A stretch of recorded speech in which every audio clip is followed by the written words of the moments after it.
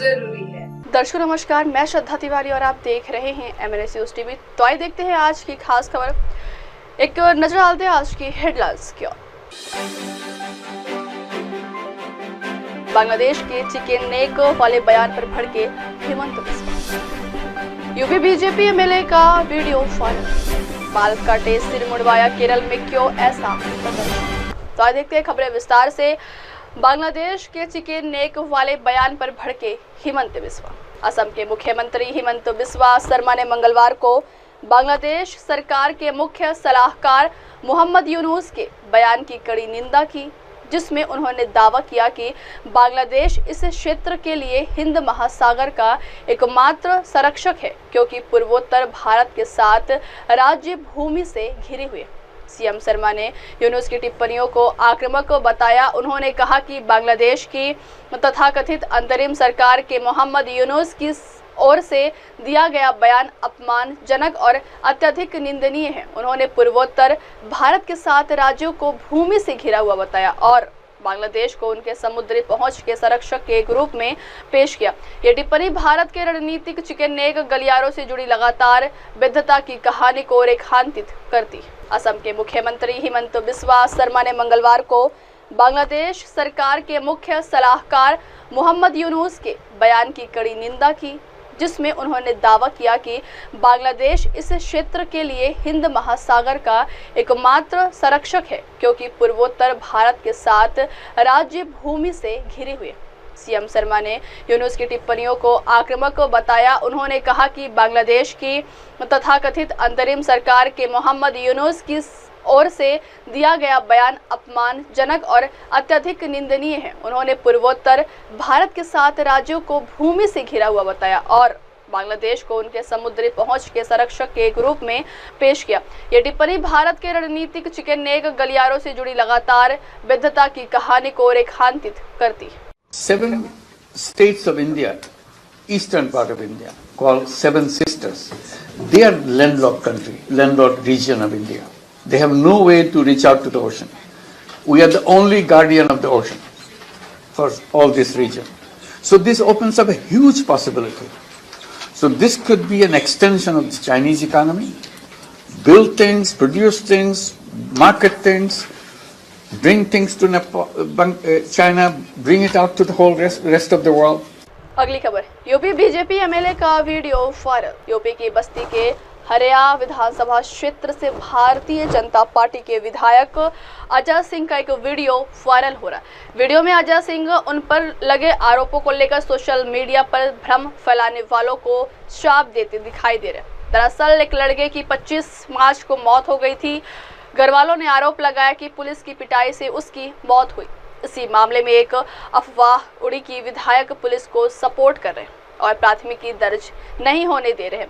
इसके बाद विधायक ने अपनी सफाई दी। वीडियो में बीजेपी विधायक कहते दिख रहे हैं कि मेरे खिलाफ भ्रम फैलाया जा रहा है, ऐसी अफवाह से बचे। नवरात्रि में व्रत किया है, ये मत समझिए कि जो मठ और पुजारी है वो ही श्राप दे सकते हैं। मैं एक सूर्यवंशी क्षत्रिय हूँ। मैं माता दुर्गा की सौगंध खाकर कहता हूँ कि मैं श्राप दे सकता हूँ। इस तरह की राजनीति करने वालों का विनाश हो जाएगा। सोशल मीडिया पर ये जो भ्रम फैलाने की बात हो रही है, जो खाई भरने की बात हो रही है, कृपया मेरा निवेदन है कि आप लोग कृपया इन अफवाहों से बचें। और मैं नवरात्र है ये मत समझिए कि मठ और मंदिर में पूजा करने वाले लोग श्राप दे सकते हैं। मैं भी सूर्यवंशी क्षत्रिय हूं और मैं भी 9 दिन का व्रत हूं और मैं दुर्गा जी का सौगंध खा कहता हूं कि मैं भी श्राप दे सकता हूं। मेरा इससे कोई संबंध नहीं है। राजनीति मेरी अलग कुछ है कि राजनीति अलग करो, लेकिन ये कह दो कि मेरा रिश्तेदार है। एक इतनी बड़ी घटना हुई, एक ब्राह्मण की हत्या हुई और उसके बाद ये कह दो कि विधायक जी संरक्षण दे रहे हैं, FIR नहीं होने दे रहे हैं, कार्रवाई नहीं होने दे रहे हैं और अब विनाश हो जाएगा इस राजनीति में। इस तरह का राजनीति करोगे ना तो विनाश हो जाएगा। जितने लोग भी लगे हो विनाश करने में, विनाश हो जाएगा। नोट कर लो, जो कार है मैं भी श्राप दे सकता हूँ इनमें कोई भी सत्य व्यक्ति श्राप दे सकता है। देखिए, वो मेरा कभी गनर नहीं रहा। मैं चेहरा नहीं जानता हूँ, चेहरा नहीं पहचानता हूँ। कभी मेरा गनर नहीं रहा, न मेरा कोई संबंध है, न मेरा कोई संपर्क है। उसी सिपाही को ये ट्रांसफर के लिए 20 मार्च को मेरे पास कप्तान को भेजने वाली सूची है। ये देख लीजिए आप, कप्तान को भेजा हूं मैं सूची। ये देखिए सूची, शिवम सिंह सिपाही, पहले ये देखिए 20 मार्च, इसको नहीं हटा सकता मैं। और ये देखिए शिवम सिंह दुबोलिया, मैं इसको हटाने के लिए बोला हूं। मेरे पास शिकायत थी, कोई मेरा दूर दूर तक संपर्क नहीं, मेरा दूर दूर तक कोई संबंध नहीं है। जितेंद्र सिंह को भी जो वहां का एसओ है उसके ऊपर भी आरोप लगा, रिश्तेदार है वो। गोरखपुर का मैंने पता किया, वो सैंथवार कुर्मी बिरादरी का है। मेरा इस जात से सिपाही से लेना देना नहीं, मेरी जनता मेरे लिए सब कुछ है। मेरी जनता, ये हमको सिपाही न कोई वोट देने आएगा, न कोई अधिकारी वोट देने आएगा मुझको। नेता मेरी जनता ने मुझको बनाया। मैं किसी तरह का अगर रिश्तेदार भी होता तो कोई रिश्तेदारी इस तरह के पकड़ने में नहीं निभाई जाती है। उसकी शिकायत मैं पहले कर चुका हूं कि इसको यहां से हटाया जाए। मेरे पास कहीं से कोई शिकायत आई थी किसी और प्रकरण को लेकर के, एक विषय। दूसरा विषय, ये जो वैमनस्य फैलाने वाले लोग हैं, परिवार, कुछ भी परिवार से पूछ लीजिए, आपसे पूछ लीजिए, आपके चाचा से पूछ लीजिए, नेताओं में सबसे पहले पहुंचने वाला आदमी मैं था। मैं ही बैठा के लेके गया हूं। और मैं सुबह 7 बजे से और शाम 5 बजे तक वहीं पोस्टमार्टम हाउस पे था। सारा चाहे मजिस्ट्रेटी जांच हो, ये मेरे द्वारा बैठवाई गई। दरोगा को लाइन हाजिर, एसओ को मैंने कराया, दोनों सिपाहियों को मैंने सस्पेंड कराया। पोस्टमार्टम की टीम में बस्ती में 2 से ज्यादा की व्यवस्था नहीं, 3 पोस्टमार्टम के डॉक्टर रहे। वीडियोग्राफी हमने कराई। परिवार का एक सदस्य, नियम कानून के विपरीत पोस्टमार्टम में परिवार का एक सदस्य वहां पर उपस्थित था। ये सारी चीजें कराई गई। मैंने मुख्यमंत्री जी के यहाँ बात किया, डीएम एसपी सबसे बात किया। आर्थिक सहयोग की जहां तक रही बात, मुख्यमंत्री के यहाँ से होना था, मुख्यमंत्री जी के यहाँ मैंने बात किया। उनके प्रमुख सचिवों से मैंने बात किया, सभी अधिकारियों से मैंने बात किया। तुरंत मैंने गरीबी को देख करके, आर्थिक तंगी को देख करके, परिवार का होने वाला कमाऊ सदस्य था, मैं तुरंत 10 लाख रुपए स्वीकृत कराया। मैं था नहीं, आदरणीय महेश शुक्ला जी से मेरी बात हुई। हमने कहा शुक्ला जी वो पत्र लेकर के परिवार के साथ जाइए, ढांढस बनाइए। इस सारी चीजों की भरपाई न पैसा होता है न कोई और चीज होती है, क्योंकि पुत्र चला गया, वो वापस नहीं आना है। लेकिन हम जितना जो भी कर सकते हो, अब कानूनी लड़ाई है, कानूनी न्याय 100% मिले, इसकी हम पूरी व्यवस्था करने का प्रयास कर रहा हूँ। अगली खबर, बाल काटे सिर मुंडवाया, केरल में क्यों ऐसा प्रदर्शन? केरल में आशा कार्यकर्ताओं का विरोध पिछले 50 दिनों से जारी है। आशा कार्यकर्ता सरकार पर उनकी मांगों की अनदेखी का आरोप लगा रहे हैं। यही कारण है कि सोमवार को सरकार का ध्यान अपनी तरफ खींचने के लिए उन्होंने विरोध का अनोखा अंदाज चुना। कार्यकर्ताओं में शामिल कुछ महिलाओं ने अपने सिर मुंडवा कर लिए तो कई महिलाओं ने अपने बाल काट दिए। आशा कार्यकर्ताओं का ये विरोध केरल सचिवालय के बाहर जारी है। प्रदर्शन कर रही महिलाएं वेतन में वृद्धि करने के लिए प्रदर्शन कर रही हैं। अलपुझा और अंगमाली में प्रदर्शन कर रही कार्यकर्ताओं ने भी बाल कटवाकर विरोध जताया। प्रदर्शनकारियों ने बाद में कटे बालों को हाथों में लेकर व्यस्त एमजी रोड पर मार्च निकाला। प्रदर्शनकारी पिछले 1 सप्ताह से अनिश्चितकालीन भूख हड़ताल भी कर रही हैं। विरोध प्रदर्शन के बीच केरल के वामपंथी सरकार ने यह स्पष्ट कर दिया है कि मानदेय में इतनी अधिक वृद्धि व्यवहारिक रूप से संभव नहीं है और कहा कि आशा कार्यकर्ताओं की मांगों पर ध्यान देना केंद्र सरकार की जिम्मेदारी है। अब वक्त हो चला दर्शकों ब्रेक का। ब्रेक से लौटने के बाद देखिएगा देश और दुनिया की तमाम बड़ी खबरें। बने रहिए MNS न्यूज टीवी पर। नमस्कार। हाय, मैं हूँ तापसी पन्नू और आप देख रहे हैं MNS न्यूज। आप देख रहे हैं MNS न्यूज, सच जरूरी है।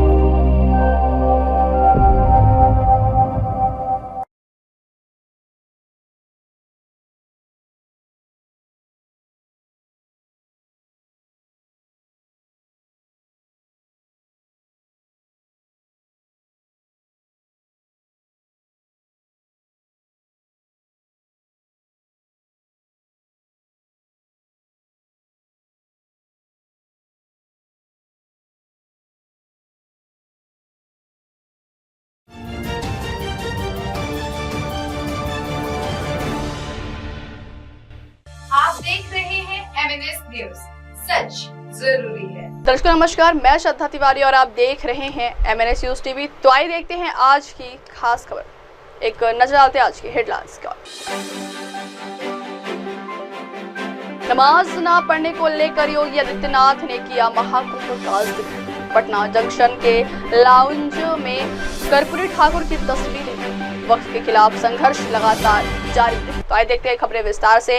नमाज ना पढ़ने को लेकर योगी आदित्यनाथ ने किया महाकुंभ का जिक्र। यूपी के मुख्यमंत्री योगी आदित्यनाथ ने सड़क पर होने वाली नमाज को लेकर सीधे तौर पर कहा कि ये नहीं हो सकता है। साथ ही साथ उन्होंने सड़कों से गुजरने वाली कांवड़ यात्रा पर भी अपनी बात रखी है। इसके अलावा वक्फ विधेयक को लेकर विरोध करने वालों को आड़े हाथ लिया। सीएम ने वक्फ प्रॉपर्टी पर चंद लोगों का कब्जा बताया है और कहा है कि इन प्रॉपर्टीज के जरिए किसी भी गरीब मुसलमान का भला नहीं किया गया है। नमाज पढ़ने को लेकर सीएम योगी आदित्यनाथ ने कहा, सड़कें चलने के लिए होती हैं और जो लोग ऐसा कह रहे हैं उन्हें हिंदुओं से अनुशासन सीखना चाहिए। प्रयागराज में 66 करोड़ लोग आए, कहीं कोई लूटपाट नहीं हुई, कहीं कोई आगजनी नहीं हुई। यही अनुशासन है, यही धार्मिक अनुशासन है। वे श्रद्धा के साथ आए, महास्नान में भाग लिए और फिर अपने गंतव्य की ओर बढ़ गए। त्योहार और उत्सव या ऐसे कोई भी आयोजन उदंडता का माध्यम नहीं बनने चाहिए। अगर आप सुविधा चाहते हैं तो उस अनुशासन का पालन करना भी। तो गवर्नेंस का सवाल है, उसमें तो कोई दो राय नहीं है कि जो डेवलपमेंट है वो सबको समान रूप से पहुंच रहा है।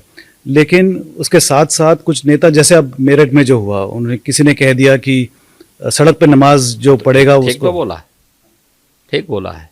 सड़क चलने के लिए होती है और जो लोग ये बोल रहे हैं ना, उनको हिंदुओं से अनुशासन सीखना चाहिए। 66 करोड़ लोग प्रयागराज में आए, देश की आधी जनता, और 66 करोड़ लोग, कहीं कोई लूटपाट नहीं, कहीं कोई आगजनी नहीं, कहीं कोई छेड़खानी नहीं, कहीं कोई तोड़फोड़ नहीं, कहीं पे कोई अपहरण नहीं। ये होती है अनुशासन, यह है धार्मिक अनुशासन। श्रद्धा भाव के साथ आए, महास्नान में भागीदार बने, फिर अपने गंतव्य की तरफ चले गए। पर्व और त्योहार या कोई इस प्रकार के कार्यक्रम उच्छृंखलता और उदंडता करने के माध्यम नहीं बनने चाहिए। अगर आपको सुविधा चाहिए तो उस अनुशासन को भी मानना सीखिए। आप मुझे बताइए, आप तुलना कर रहे हैं कांवड़ यात्रा की।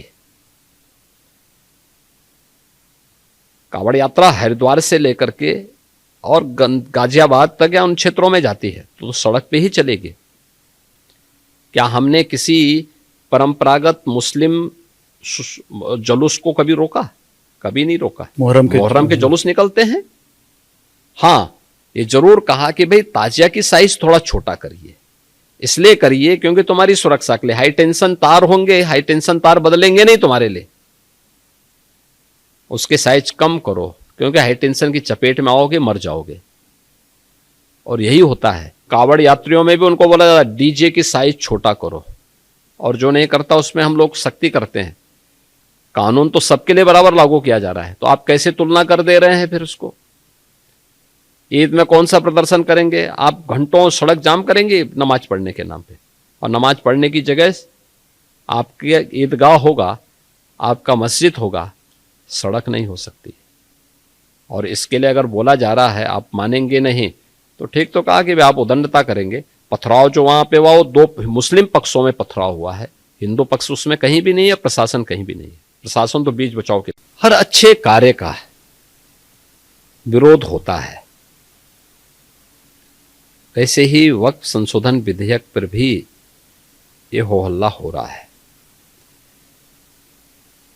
लेकिन मैं कहता हूं जो हो हल्ला कर रहे हैं इनसे पूछना चाहता हूं कि इन्होंने कोई ऐसा काम वक्फ बोर्ड के माध्यम से किया हो जो वेलफेयर का हो। छोड़िए, सब समाज की बात छोड़िए, मुस्लिम समाज का ही कोई कल्याण किया हो उस प्रॉपर्टी का।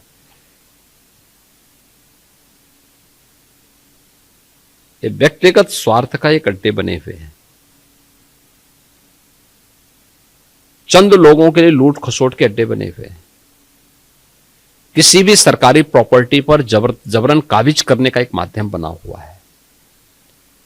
और रिफॉर्म इस समय की मांग है। हर रिफॉर्म का विरोध होता है, लेकिन देश काल और परिस्थिति के अनुसार हमें उस प्रकार के रिफॉर्म के लिए तैयार होना चाहिए।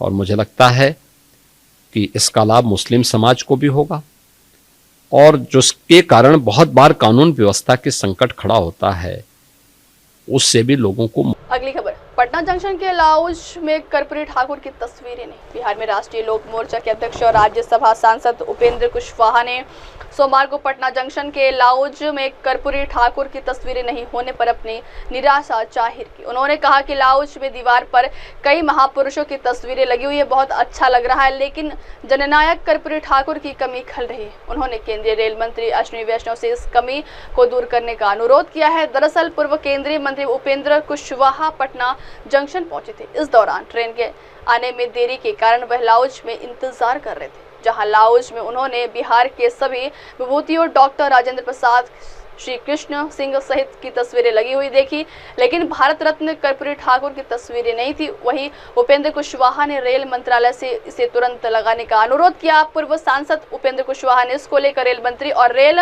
मंत्रालय को टैग करते हुए एक्स पर एक पोस्ट भी की। बिहार में राष्ट्रीय लोक मोर्चा के अध्यक्ष और राज्यसभा सांसद उपेंद्र कुशवाहा ने सोमवार को पटना जंक्शन के लाउंज में कर्पूरी ठाकुर की तस्वीरें नहीं होने पर अपनी निराशा जाहिर की। उन्होंने कहा कि लाउंज में दीवार पर कई महापुरुषों की तस्वीरें लगी हुई है, बहुत अच्छा लग रहा है, लेकिन जननायक कर्पूरी ठाकुर की कमी खल रही है। उन्होंने केंद्रीय रेल मंत्री अश्विनी वैष्णव से इस कमी को दूर करने का अनुरोध किया है। दरअसल पूर्व केंद्रीय मंत्री उपेंद्र कुशवाहा पटना जंक्शन पहुंचे थे। इस दौरान ट्रेन के आने में देरी के कारण वह लाउंज में इंतजार कर रहे थे, जहां लाउंज में उन्होंने बिहार के सभी विभूतियों डॉक्टर राजेंद्र प्रसाद, श्री कृष्ण सिंह सहित की तस्वीरें लगी हुई देखी, लेकिन भारत रत्न कर्पूरी ठाकुर की तस्वीरें नहीं थी। वहीं उपेंद्र कुशवाहा ने रेल मंत्रालय से इसे तुरंत लगाने का अनुरोध किया। पूर्व सांसद उपेंद्र कुशवाहा ने इसको लेकर रेल मंत्री और रेल मंत्रालय को टैग करते हुए एक्स पर एक पोस्ट भी की।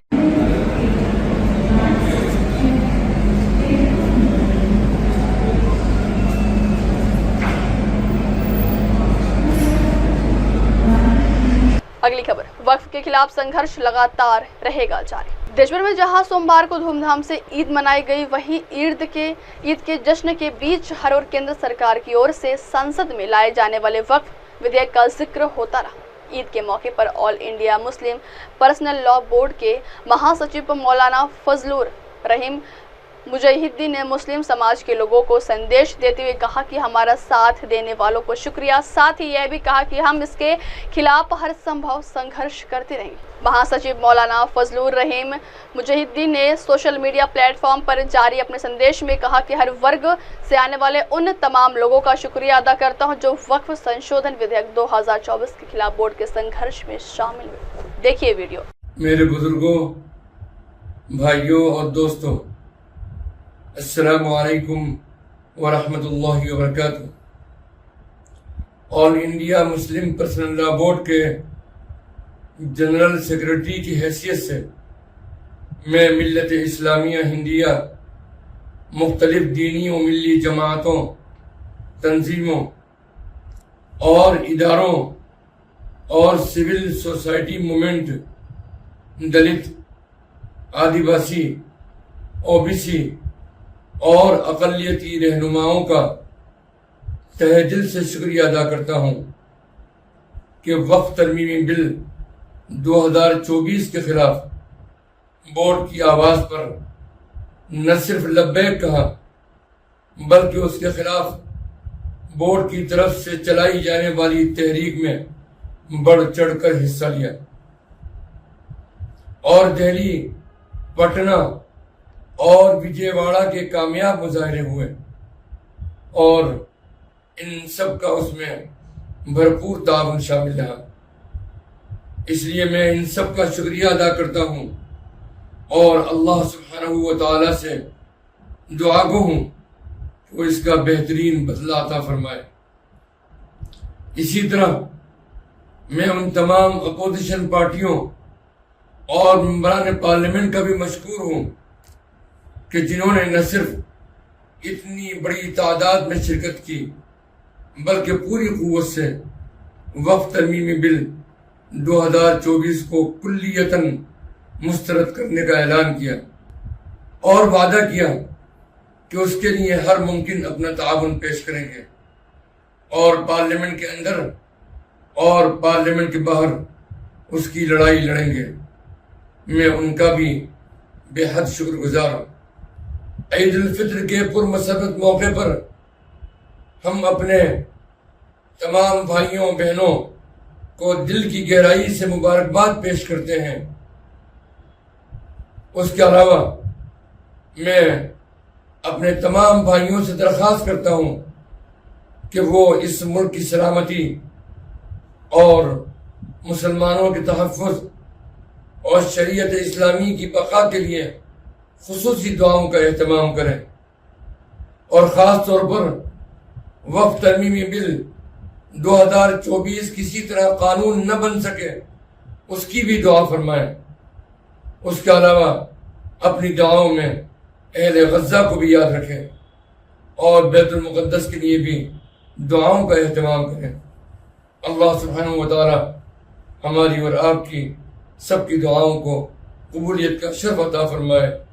आमीन सुम्मा आमीन या रब्बल आलमीन।